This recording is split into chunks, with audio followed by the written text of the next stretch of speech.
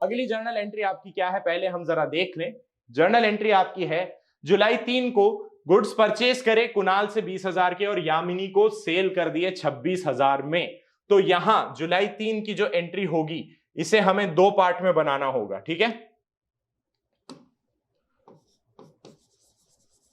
जुलाई 3 सबसे पहला पार्ट क्या हो गया सर? पहला पार्ट तो आ जाएगा परचेजेस अकाउंट डेबिट टू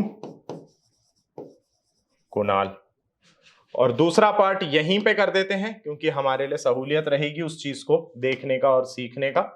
तो जुलाई 3 को ही हमारी अगली एंट्री क्या हो गई sir? Yamini debit to sales account. Kunal से खरीदा है हमने 20,000 में, यामिनी को सेल कर दी है हमने 26,000 में। यहां पे आ गई हमारी एंट्री, हो गई कंप्लीट, ठीक है। तो जुलाई 1 एंड जुलाई 3 हमने टोटल दो डेट्स के जितने भी ट्रांजैक्शंस हमारे पास आए थे वो हम डील कर चुके हैं। आगे बढ़ चलते हैं, हम देखते हैं अगला ट्रांजैक्शन क्या है हमारे पास। अगला ट्रांजैक्शन है 8 तारीख को आपने 30,000 रुपए बैंक से निकाले, 25,000 ऑफिस यूज के लिए, 5,000 खुद के यूज के लिए, और 10 जुलाई की हमारी एंट्री जिसमें हमें 3 एंट्रीज करनी है। तो 8 जुलाई को सबसे पहले ड्रॉइंग्स की एंट्री कर लेते हैं। 5,000 for personal use, 25,000 for office use. आते हैं हम जुलाई 8, तो हम यहां क्या बोलेंगे? यहां पे सबसे पहले क्या क्या आएगा? We have drawings account debit, क्योंकि हमने पर्सनल यूज के लिए भी निकाला है, इसीलिए हमने आगे ड्रॉइंग्स पे इंटरेस्ट भी चार्ज करवाया है। कैश आ रहा है बिजनेस में, है ना, बैंक से विड्रॉ करा है, तो cash is coming into the business और bank is going out of the business because पैसा बैंक से ही विड्रॉ किया जा रहा है।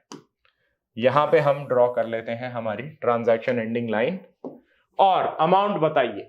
5,000 रुपए आपने पर्सनल यूज के लिए निकाले हैं, 25,000 रुपए आपने ऑफिस यूज के लिए निकाले हैं। टोटल बैंक में से आउटफ्लो कितना हुआ है? 30,000 रुपीज का आउटफ्लो है टोटल हमारे बैंक अकाउंट से, राइट। जुलाई 8 की एंट्री हो गई। अब बात करते हैं जुलाई 10th। 10 जुलाई को प्रॉब्लम है हमारी कि हमारे कुछ गुड्स 40,000 की लागत के गुड्स आग में जल के तबाह हो गए। तबाह हुए तो हुए, उसके बाद हमने जब इंश्योरेंस कंपनी से क्लेम करने की बात करी तो इंश्योरेंस कंपनी ने कहा हम तो सिर्फ 35,000 ही देंगे, ठीक है। याद कीजिए, बिल्कुल ओ माय गॉड जैसा सीन कि भाई एक्ट ऑफ गॉड। अभी एक्ट ऑफ गॉड नहीं है, आग लग गई थी, लेकिन फिर भी इंश्योरेंस कंपनीज बहुत चालाक होती हैं, प्रीमियम पूरा लेती हैं लेकिन क्लेम देते टाइम बहुत आनाकानी करती हैं। तो इंश्योरेंस कंपनी ने हमारा सिर्फ कितना, आई थिंक हमारा 35,000, 5,000 नहीं मिले हैं हमें, मतलब 12,500, तो अराउंड 87.5% ही 12.5%, तो उन्होंने हमें 87.5% ही क्लेम वापस किया है, ठीक है।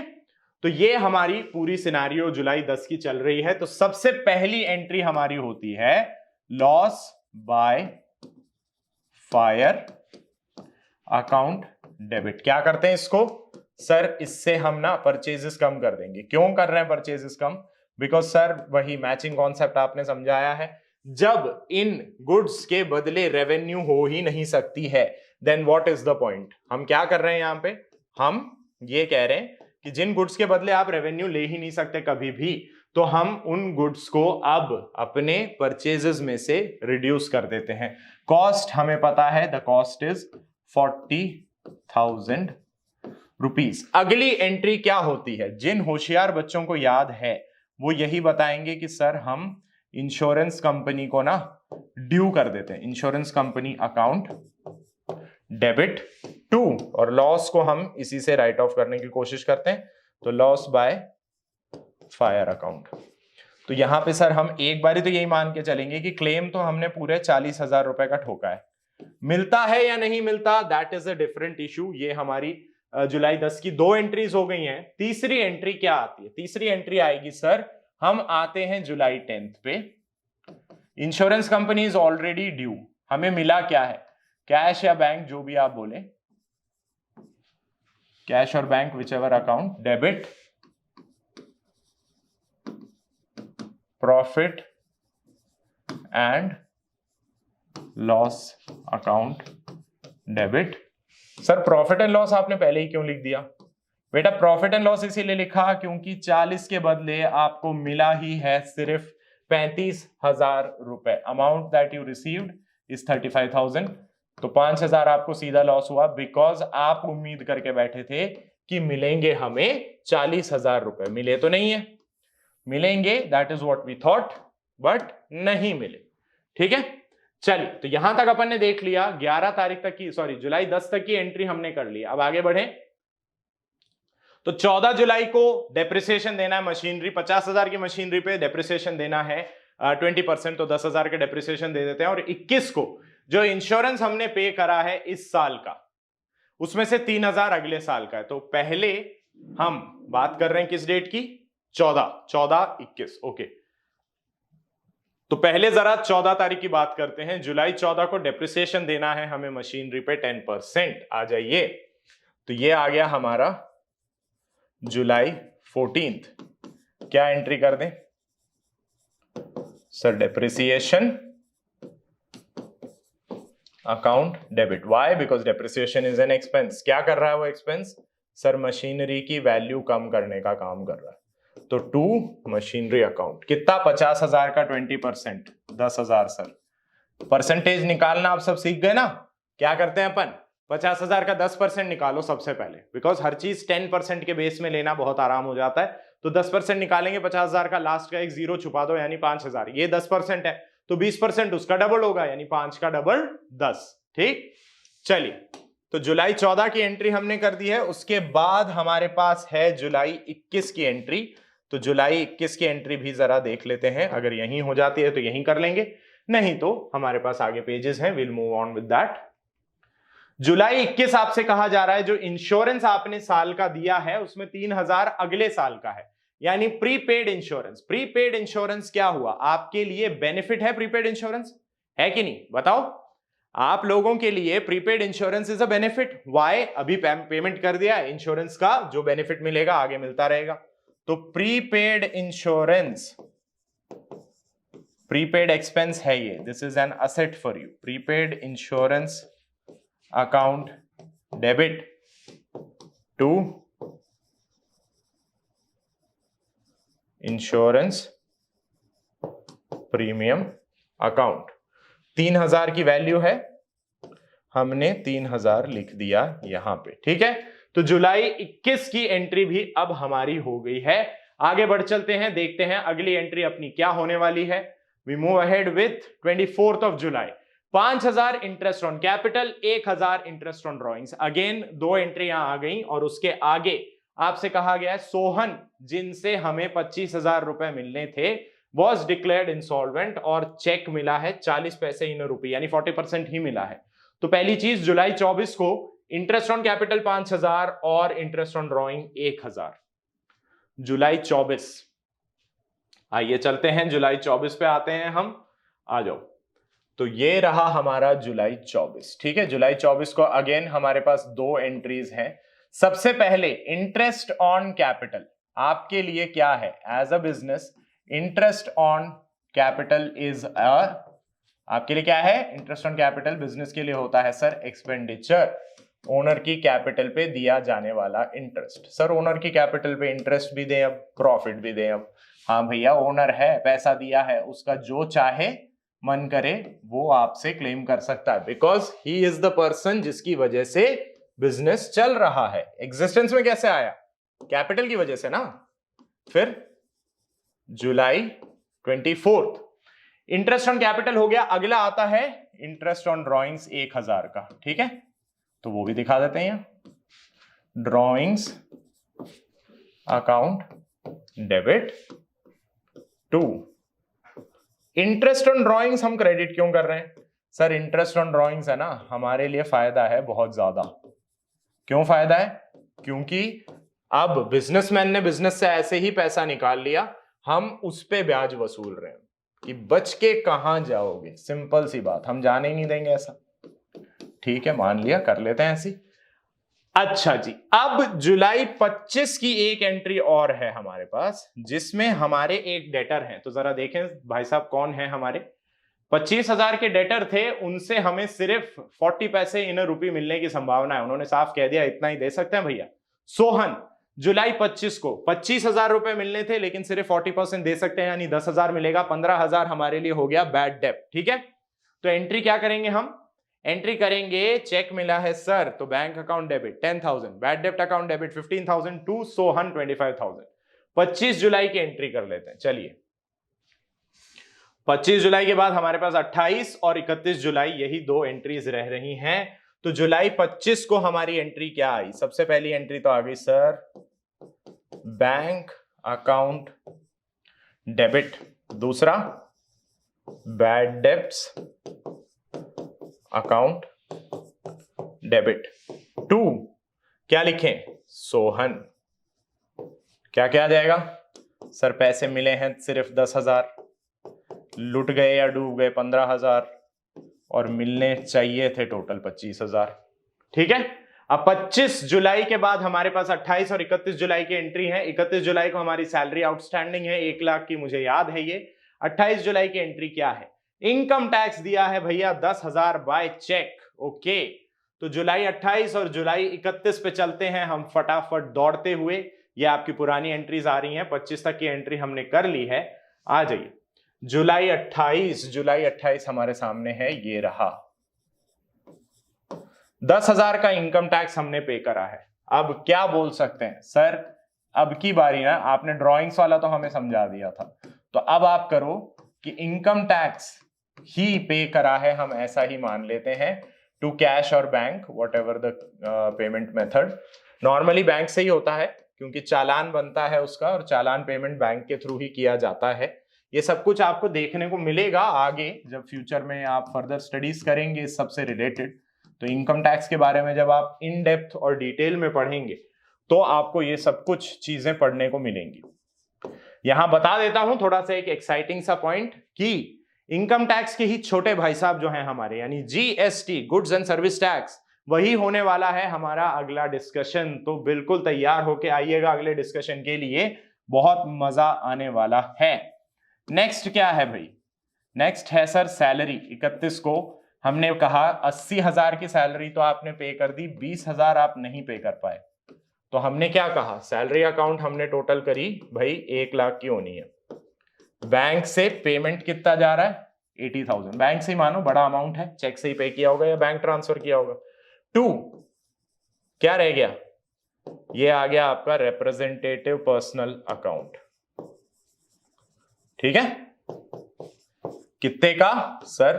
20,000। 80,000 दे दिए थे, 20,000 देने बाकी रह रहे हैं। तो बधाई हो, युधिष्ठिर जी की पूरी सहायता हम कर दिए। ठीक है, युधिष्ठिर जी की मदद हमने कर दी। आगे बढ़ चलते हैं, देखते हैं अब और कौन है लाइन में लगा हुआ जिन्हें हमारी मदद की आवश्यकता है।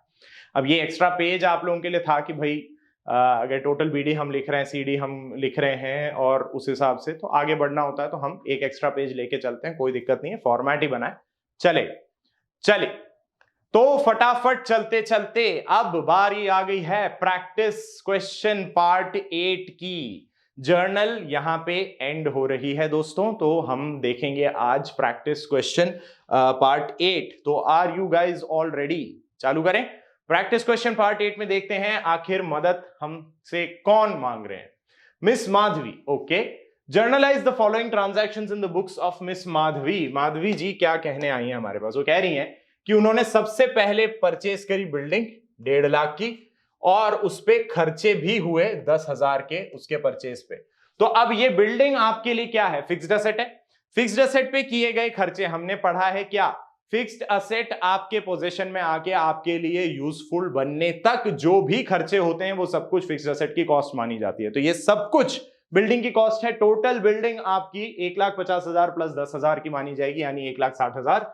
Second entry, Satish who owed us ₹20,000 declared insolvent, 60 पैसे पर रुपी is received from him। बात वही, 20,000 का डेटर है, 60 पैसा ही मिल रहा है, यानी कि 60% मिल रहा है, 12,000 मिल रहे हैं, 8,000 आपके लिए हो गया है लॉस बैड डेब्ट के रूप में। Paid 500 for repairing the office furniture, paid ₹500 for repairing office furniture. तो रिपेयर के नाम से आपकी एंट्री आएगी। रिपेयर आपके लिए खर्चा है, पेमेंट आपने करा है कैश में 500 रुपए, proprietor withdrew for personal use, cash 5000, goods 2000, दोनों आ गए अब आपके पास। ड्रॉइंग्स अकाउंट डेबिट में कैश भी जा रहा है हाथ से, गुड्स भी जा रहे हैं, यानी 2 परचेजेस एंड 2 कैश। आगे बढ़े, purchase following items for business, क्या क्या लिया आपने? आयरन सेफ ये खरीदा, फाइलिंग कैबिनेट, ये दोनों ऑफिस इक्विपमेंट मान सकते हैं, 15,000 और 5,000। आपने कंप्यूटर खरीदा है 12,000 का, पोस्टेज 200 रुपए का दिया है, और स्टेशनरी, ये तो खर्चे हो गए, ये आपके असेट्स हो गए। इलेक्ट्रिसिटी चार्ज 1600 रुपए का, ठीक है, पे कर दिया, ओके। और चार्ज डेप्रिसिएशन, डेप्रिसिएशन चार्ज करना है मशीनरी पे 10% की रेट पे, मशीनरी की वैल्यू है 75,000। आपको आउटस्टैंडिंग वेजेस हैं साल के एंड में कितने? 26,000 रुपए के, ठीक है जी। तो माधवी जी की मदद करते हुए सबसे पहले हम पहली वाली एंट्री तो कर ही लेते हैं। फर्स्ट एंट्री हमारे पास क्या है? परचेज्ड बिल्डिंग, बिल्डिंग खरीदी है, building is coming into the business, तो हम क्या कहेंगे? हम करेंगे बिल्डिंग अकाउंट को डेबिट। अब यहां पे आप टू कैश लिखें या बैंक लिखें, मैं सजेस्ट करूंगा बैंक ही लिखें, बड़ा पेमेंट है और बिल्डिंग खरीदने की बात हो रही है, तो बेटर होगा कि हम ये दिखाएं भैया चेक ही पे किया था। देखो ये सब जो पॉइंट मैं बता रहा हूं ये सब एडिशनल इंफॉर्मेशन टाइप पॉइंट्स हैं टैक्सेशन के पॉइंट ऑफ व्यू से। टैक्सेशन के पॉइंट ऑफ व्यू से इट इज कंसिडर्ड आइडियल कि payments are made through electronic modes, cheques या बैंक ट्रांसफर्स, क्योंकि उनके रिकॉर्ड रखना, ट्रैक रखना आसान होता है। टैक्स डिपार्टमेंट भी आप पे थोड़ी नरमी बरतेगा। अगर ये बोलोगे ना कि मैं तो सूटकेस में या ब्रीफकेस में या बैग में भर के नोटों के बंडल देके आ गया था, तो फिर वो कहेंगे हम कैसे माने, ये 160 में ही खरीदी है, तुम दिखा रहे हो 1,60,000 की, हो सकता है उससे कम में खरीदी हो सकता है आप अपने फायदे के लिए 1 लाख में खरीद के आए, बस रजिस्ट्री करवा दी 1,60,000 की। तो ऐसे बहुत सारे झोल हो सकते हैं जिनसे बचने के लिए ये बोला जाता है कि ट्रांजैक्शन आप इलेक्ट्रॉनिक मोड से करें, so that there is proof कि भैया कितना पेमेंट हुआ था, ये रहा सामने सबूत है। सारे गवाहों और सबूतों को मद्देनजर रखते हुए इनकम टैक्स डिपार्टमेंट भी बोलेगा ओके ओके मान लिया, ठीक है। चलो सेकेंड एंट्री क्या है? सतीश से सिर्फ हमें 12,000 रुपए मिले हैं, तो सेकेंड एंट्री हम क्या करें? सेकेंड एंट्री हमारी आ जाती है वी से, क्योंकि अब हम सारा काम बैंक के हिसाब से ही कर रहे हैं तो अपन यही बोल देते हैं कि बैंक अकाउंट डेबिट, बैड डेप्ट अकाउंट डेबिट,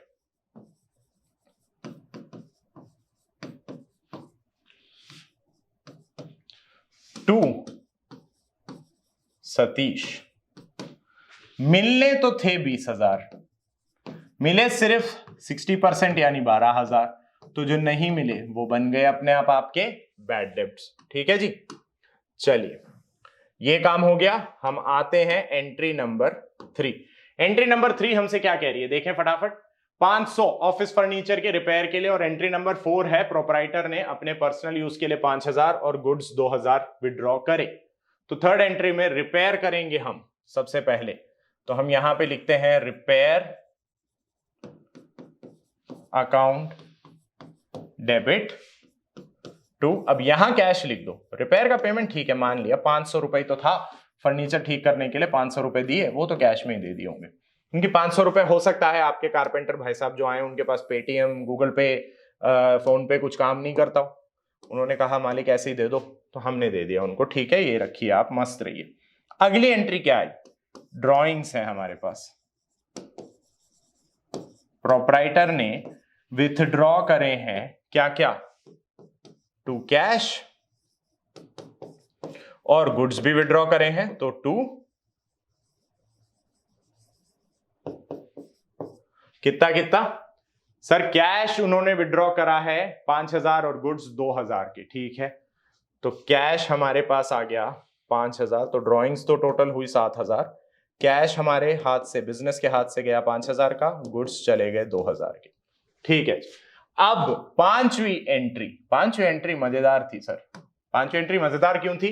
क्योंकि उसमें अब हमारे पास है ऑफिस इक्विपमेंट। हमने एक फाइलिंग कैबिनेट लिया है और एक दराज या कुछ ली थी, हमारे पास कंप्यूटर भी था, ठीक है, और हमने पोस्टेज भी दिया है, और हमने स्टेशनरी का खर्चा भी उठाया। गजब, क्या बात है? इतना कुछ कर दिया आप लोगों ने एक ही दिन में। भाई बात सही भी है, फाइलिंग कैबिनेट ले आए हो तो उसमें रखने के लिए फाइलें भी तो चाहिए, है ना? तो स्टेशनरी का खर्चा तो बनता था अपना। तो कितना कितना हुआ?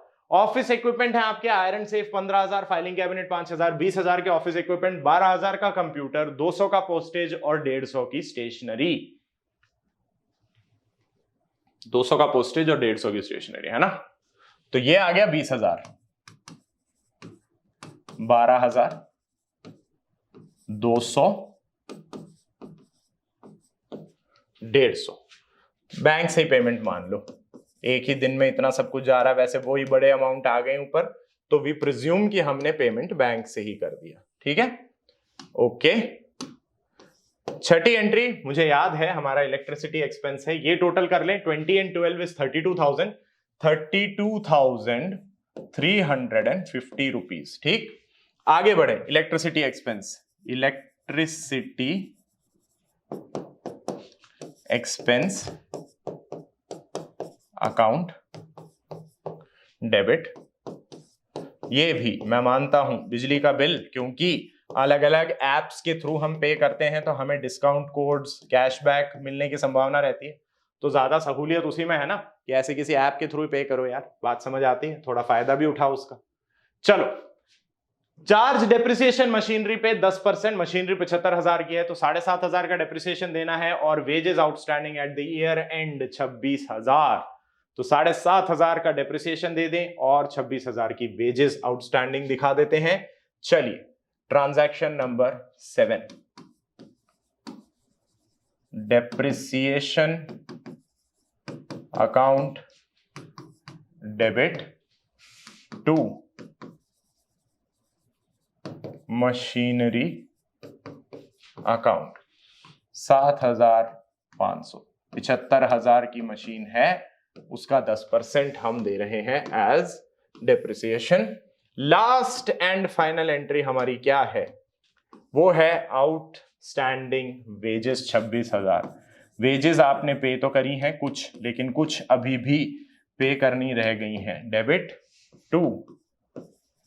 अब ये आउटस्टैंडिंग वेजेस क्या हो गई आपके लिए? लायबिलिटी हो गई ना, तो ये क्या होता है? Representative personal account. कहने का मतलब जो लेबर हैं उन्होंने काम कर दिया है, आपको अब पैसे देने रह रहे हैं, so they have become the givers. Givers कैसे? They have already provided you with their services, labour services वो दे चुके हैं, आपकी जिम्मेदारी है उनके पैसे का भुगतान करना, तो कर दीजिए भुगतान, कोई दिक्कत नहीं।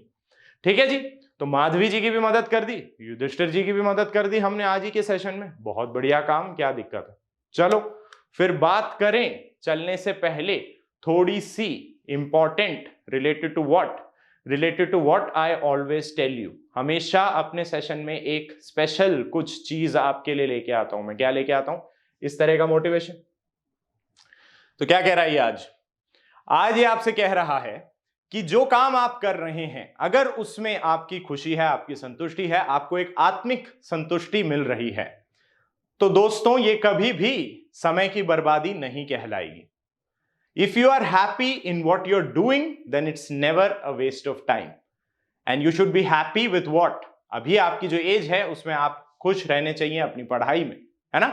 तो पढ़िए, लेकिन वही हंसते मुस्कुराते खुश होते हुए, क्योंकि ऐसे पढ़ेंगे तो वो कभी वेस्ट ऑफ टाइम लगेगा भी नहीं। भले ही कितने ही आपको पढ़ाई से जी घबराता हो या एकदम ऑपोजिट डायरेक्शन में भागने वाले भी हो, एक बार उसको जरा इस इंटेंशन से या इस मोटिवेशन के साथ पढ़ के देखना, यार एक बार ऐसे ट्राई करके देखते हैं, मस्ती मस्ती में पढ़ के देखते हैं क्या जा रहा है, दिल खुश हो जाए, शायद दिल खुश हो जाए तो कभी भी समय की बर्बादी नहीं लगेगी वो चीज।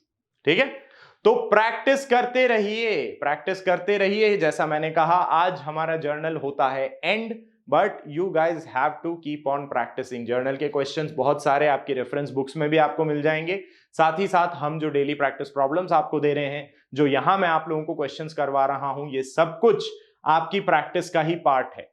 So my friends, keep practicing, keep revising. First of all, thank you for being a part of our wonderful family. And yes, like I said, keep practicing, keep revising, and do all that with a lovely smile. This is me, your accountancy mentor, signing off. Till next time, ध्यान रखिए अपना, अपनों का, अपनी सेहत का। मिलेंगे आप सबसे बहुत ही जल्दी, तब तक के लिए bye bye, tata and love you all. है।